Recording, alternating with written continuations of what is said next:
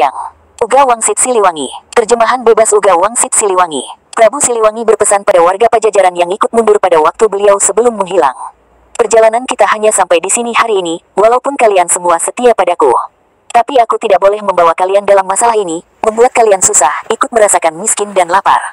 Kalian boleh memilih untuk hidup ke depan nanti, agar besok lusa, kalian hidup senang kaya raya dan bisa mendirikan lagi Pajajaran. Bukan Pajajaran saat ini tapi Pajajaran yang baru yang berdiri oleh perjalanan waktu. Pilih, aku tidak akan melarang, sebab untukku, tidak pantas jadi raja yang rakyatnya lapar dan miskin. Dengarkan, yang ingin tetap ikut denganku, cepat memisahkan diri ke selatan. Yang ingin kembali lagi ke kota yang ditinggalkan, cepat memisahkan diri ke utara. Yang ingin berbakti kepada raja yang sedang berkuasa, cepat memisahkan diri ke timur. Yang tidak ingin ikut siapa-siapa, cepat memisahkan diri ke barat.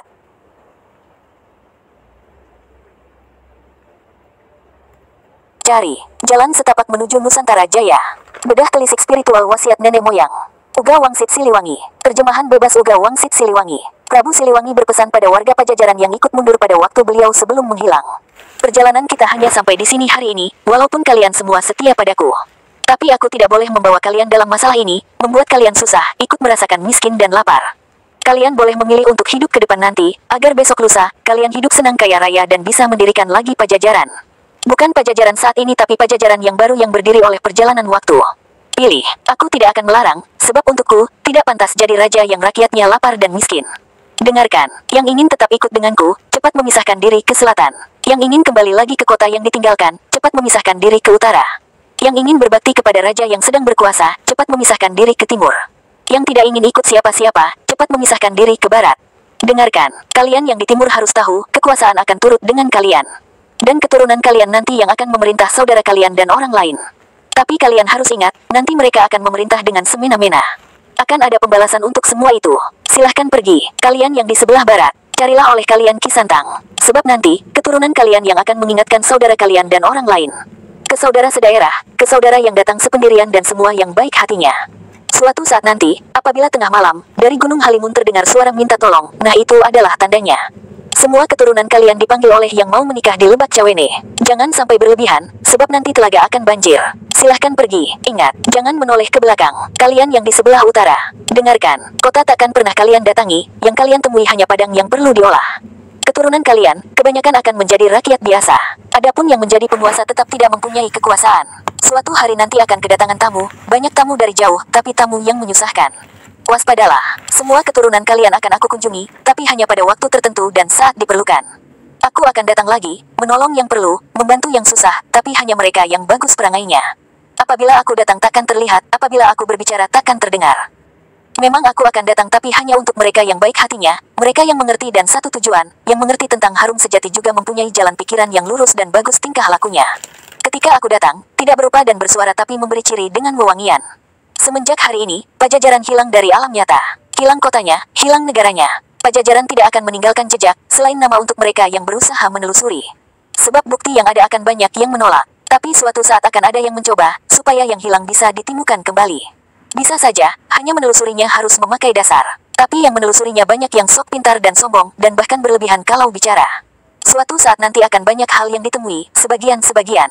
Sebab terlanjur dilarang oleh pemimpin pengganti. Ada yang berani menelusuri terus-menerus, tidak mengindahkan larangan, mencari sambil melawan, melawan sambil tertawa. Dialah anak gembala, rumahnya di belakang sungai, pintunya setinggi batu, tertutupi pohon handelem dan hanjuang. Apa yang dia gembalakan? Bukan kerbau, bukan domba, bukan pula harimau ataupun banteng. Tetapi ranting daun kering dan sisa potongan pohon. Dia terus mencari, mengumpulkan semua yang dia temui. Tapi akan menemui banyak sejarah kejadian, selesai zaman yang satu datang lagi satu zaman yang jadi sejarah kejadian baru, setiap zaman membuat sejarah, setiap waktu akan berulang itu dan itu. Lagi, dengarkan, yang saat ini memusuhi kita, akan berkuasa hanya untuk sementara waktu. Tanahnya kering padahal di pinggir sungai Cibantan dijadikan kandang kerbau kosong. Nah disitulah, sebuah negara akan pecah, pecah oleh kerbau bule, yang digembalakan oleh orang yang tinggi dan memerintah di pusat kota, semenjak itu, raja-raja dibelenggu. Kerbau boleh memegang kendali, dan keturunan kita hanya jadi orang suruhan. Tapi kendali itu tak terasa sebab semuanya serba dipenuhi dan murah serta banyak pilihan. Semenjak itu, pekerjaan dikuasai monyet. Suatu saat nanti keturunan kita akan ada yang sadar, tapi sadar seperti terbangun dari mimpi. Dari yang hilang dulu semakin banyak yang terbongkar. Tapi banyak yang tertukar sejarahnya, banyak yang dicuri bahkan dijual. Keturunan kita banyak yang tidak tahu, bahwa zaman sudah berganti. Pada saat itu geger di seluruh negara. Pintu dihancurkan oleh mereka para pemimpin, tapi pemimpin yang salah arah. Yang memerintah bersembunyi, pusat kota kosong, kerbau bule kabur. Negara pecahan diserbu monyet. Keturunan kita enak tertawa, tapi tertawa yang terpotong, sebab ternyata, pasar habis oleh penyakit, sawah habis oleh penyakit, tempat padi habis oleh penyakit, kebun habis oleh penyakit, perempuan hamil oleh penyakit. Semuanya diserbu oleh penyakit. Keturunan kita takut oleh segala yang berbau penyakit. Semua alat digunakan untuk menyembuhkan penyakit sebab sudah semakin parah. Yang mengerjakannya masih bangsa sendiri. Banyak yang mati kelaparan. Semenjak itu keturunan kita banyak yang berharap bisa bercocok tanam sambil sok tahu membuka lahan. Mereka tidak sadar bahwa zaman sudah berganti cerita lagi. Lalu sayup-sayup dari ujung laut utara terdengar gemuruh, burung menetaskan telur. Riuh seluruh bumi. Sementara di sini, ramai oleh perang, saling menindas antar sesama. Penyakit bermunculan di sana-sini. Lalu keturunan kita mengamuk. Mengamuk tanpa aturan. Banyak yang mati tanpa dosa, jelas-jelas musuh dijadikan teman, yang jelas-jelas teman dijadikan musuh. Mendadak banyak pemimpin dengan caranya sendiri. Yang bingung semakin bingung. Banyak anak kecil sudah menjadi bapak. Yang mengamuk tambah berkuasa, mengamuk tanpa pandang bulu. Yang putih dihancurkan, yang hitam diusir.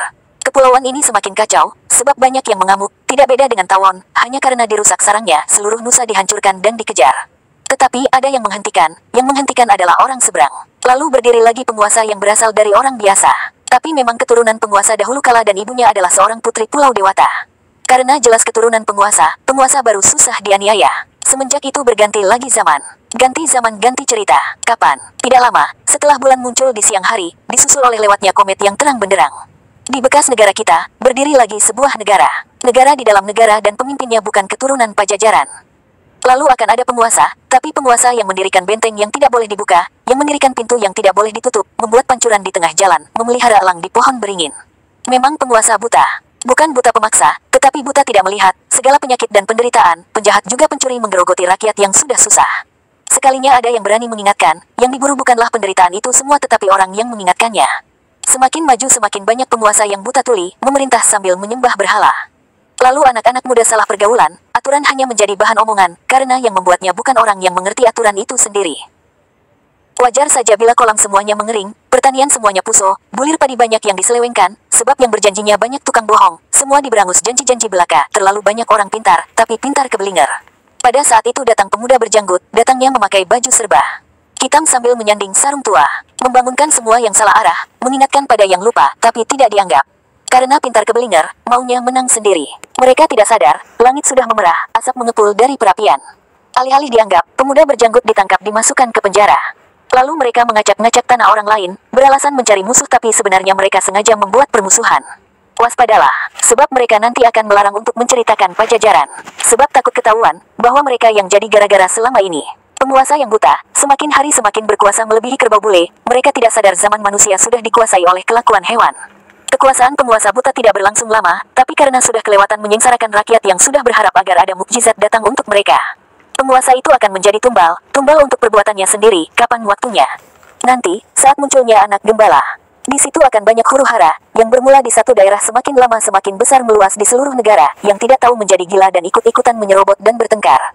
Dipimpin oleh pemuda gendut, sebabnya bertengkar, memperebutkan tanah, yang sudah punya ingin lebih, yang berhak meminta bagiannya. Hanya yang sadar pada diam, mereka hanya menonton tapi tetap terbawa-bawa. Yang bertengkar lalu terdiam dan sadar ternyata mereka memperebutkan pepesan kosong, sebab tanah sudah habis oleh mereka yang punya uang. Para penguasa lalu menyusup, yang bertengkar ketakutan kehilangan negara, lalu mereka mencari anak gembala, yang rumahnya di ujung sungai yang pintunya setinggi batu, yang rimbun oleh pohon handelem dan hanjuang. Semua mencari tumbal, tapi pemuda gembala sudah tidak ada, sudah pergi bersama pemuda berjanggut, pergi membuka lahan baru di Lebak Cawene. Yang ditemui hanya gagak yang berkoar di dahan mati. Dengarkan, zaman akan berganti lagi, tapi nanti, setelah gunung gede meletus, disusul oleh 7 gunung. Ribut lagi seluruh bumi, orang Sunda dipanggil-panggil, orang Sunda memaafkan. Baik lagi semuanya, negara bersatu kembali, Nusa Jaya lagi, sebab berdiri Ratu Adil yang sejati.